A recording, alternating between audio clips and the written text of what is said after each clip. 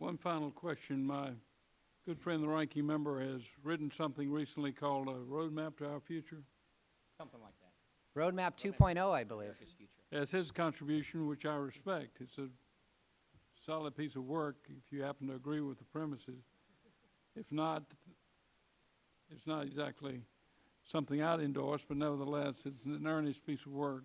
I can't put you down as co-sponsor. And his That means- contribution to, no, I wouldn't put me down as a co-sponsor yet, I haven't finished it. But I did see it represented in the Wall Street Journal and other places. Have you had an opportunity to look at that, and do you regard this as a viable alternative to the situation we're in today?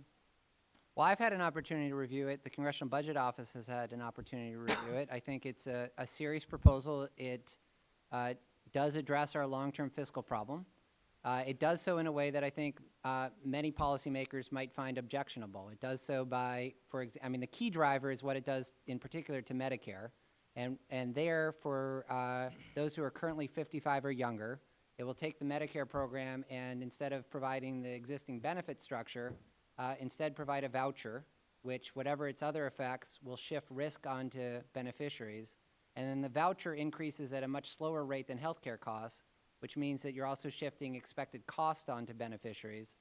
The net result of which is that by the end of the CBO analysis period, Medicare and Medicaid have been reduced by more than 75% compared to their current trajectory, at the cost of shifting a lot of risk and expected cost onto individuals and their families. There are other changes too. It changes the employer, it eliminates the tax benefit for employer-sponsored insurance. It introduces individual accounts into Social Security.